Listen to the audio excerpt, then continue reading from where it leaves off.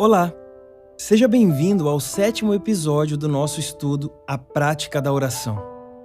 Neste episódio falaremos sobre a prática do arrependimento, da confissão e do perdão na oração.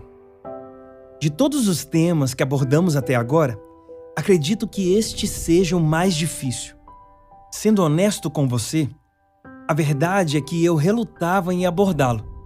No entanto, o tema do perdão, por mais desafiador que seja, é uma das ferramentas mais poderosas que podemos utilizar em nosso caminho de oração e fé. A oração envolve arrependimento, confissão e perdão. Esses 3 elementos são repetidos ao longo das Escrituras e são fundamentais para a nossa jornada de fé. Por mais difíceis que sejam, não podemos escapar deles. Mas a boa notícia é que nos aproximamos de um Pai que nos ama, que nos perdoa e nos purifica de toda iniquidade. Portanto, pedir perdão, confessar nossas faltas e arrepender-nos de nossos pecados deve ser uma parte habitual de nossa prática de oração. Lembra-se do que dissemos no primeiro episódio? Que Deus sorri para nós quando nos aproximamos de sua presença? O mesmo acontece quando nos humilhamos perante Ele, dispostos a nos arrepender. Quando pedimos perdão, Ele não nos repreende envergonhados, mas nos acolhe com amor. Ele nos redime de nossos pecados e nos guia em seus caminhos de justiça. Amo o que está escrito em Atos 3, 19 ao 20. Arrependam-se, pois, e voltem-se para Deus, para que os seus pecados sejam cancelados, para que venham tempos de descanso da parte do Senhor. Não é uma perspectiva maravilhosa? Deus nos limpa e apaga nossos pecados. Que isso incentive a confessar regularmente seus pecados durante o tempo de oração e a pedir a Deus seu perdão para que eles sejam apagados. Parte da prática do arrependimento por meio da oração envolve examinar nossa vida e as áreas em que podemos ter pecado. Pode ser a forma como tratamos alguém, talvez algo que dissemos. Pode até ser algo que pensamos e que não estava de acordo com a palavra de Deus. Qualquer coisa que exija o perdão de Deus, peça que Ele os guie novamente em seu caminho de justiça. Em 2 Coríntios 4, 7, diz: Temos, porém, este tesouro em vasos de barro, para que a excelência do poder seja de Deus e não de nós. Somos vasos de barro, não totalmente perfeitos e frequentemente defeituosos. Haverá muitos momentos em que cometeremos erros e tomaremos decisões erradas.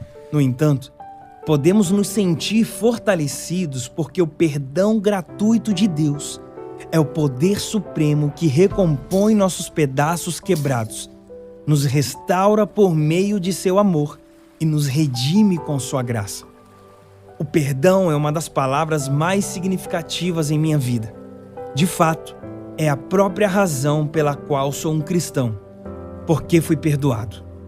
Acredito que, como cristãos, precisamos viver em um estado constante de perdão. Se vamos crescer em nossa caminhada com Cristo, o perdão não é algo que acontece de vez em quando, mas é uma atitude mental e um ato diário. Precisamos tanto pedir perdão quanto concedê-lo aos outros que nos prejudicaram. Devemos ser conhecidos por nossa prontidão em perdoar quando somos ofendidos e por nossa disposição em nos arrependermos quando cometemos erros. O perdão é um aspecto crucial do caráter de todo seguidor de Cristo, pois denota a graça. Podemos perdoar mais facilmente quando estamos cheios de graça, e nos enchemos de graça para mostrá-la aos outros quando nos aproximamos do Pai e recebemos sua graça. Aqui estão 6 coisas que podem nos ajudar a incorporar o perdão em nossa prática de oração e estendê-lo aos outros. Primeira, reconheça que você precisa do perdão para perdoar os outros, assim como Deus o perdoou. Afinal, todos pecamos. Segunda, analise como a pessoa que você precisa perdoar o feriu. Terceira, se necessário, compartilhe com outra pessoa seus próprios pecados nessa situação e peça-lhe que ore junto com você. Quarta, ore pelas pessoas que o prejudicaram, que pecaram contra você, mesmo que seja muito, muito difícil. Quinta, lembre-se de que você também pecou contra os outros e precisa de perdão por suas faltas contra eles e contra Deus. Ninguém é bom demais para não precisar do perdão dos outros. Sexta, existem experiências muito difíceis que só podem ser resolvidas com o apoio de amigos íntimos, uma comunidade cristã ou ajuda profissional. Um trauma pode complicar enormemente o perdão, mas é possível. Em 1981, quando a mãe de Brian faleceu, muitas pessoas da família foram incrivelmente gentis com eles. No entanto, 2 semanas após o falecimento, eles tiveram que voltar para a escola e ele nunca esquecerá o que aconteceu no primeiro dia de retorno. Um dos garotos de sua turma se aproximou dele e disse: "Como está sua mãe, Brian?" Ele sabia que ela tinha acabado de falecer e tenho bastante certeza de que ele fez a pergunta apenas por malícia. Pela primeira vez em sua vida, Brian estava tão cheio de raiva e agressividade que recorreu à violência e lhe deu um soco no rosto. Naquela ocasião, ninguém questionou seu comportamento e muitos apenas disseram que o menino mereceu. Até mesmo os professores validaram a conduta de Brian. Mas ao longo dos anos, Brian se tornou cada vez mais agressivo, tanto fisicamente quanto com suas palavras e pensamentos. Ele passou sua adolescência como um jovem irritado. Então, quando tinha 21 anos, alguns amigos cristãos lhe perguntaram se ele havia perdoado o rapaz que lhe dissera aquelas coisas tantos anos atrás. Embora parecesse que já havia passado muito tempo, ele confessou que não perdoara. Como bons amigos que eram, o desafiaram a fazê-lo. Foi incrivelmente difícil para Brian. Tudo relacionado a esse assunto parecia difícil. No entanto, ele fez uma oração de perdão em relação ao ex-colega e pediu a Deus que o abençoasse. Com toda a sinceridade, naquele momento, Brian sentiu que algo estava mudando dentro dele. Ele teve uma reação física enquanto fazia aquela oração. Sentiu como se tivesse cortado a raiz de uma árvore que vinha crescendo em sua vida por uma década. Justo naquele momento, ele teve a sensação de que sua raiva se extinguiu e que uma paz que nunca havia experimentado antes o envolvia. Ele realmente sentiu que sua oração de perdão o libertou. Gostaria que você fizesse uma pausa. Pare o que está fazendo e fique em silêncio. Se puder, feche os olhos e desconecte as distrações ao seu redor. Inspire fundo. Agora expire lentamente. Peça a Deus que destaque uma área de pecado em sua vida com a qual você precisa lidar. Seja paciente e permita que Ele ilumine com sua luz de justiça as áreas onde você precisa de sua graça.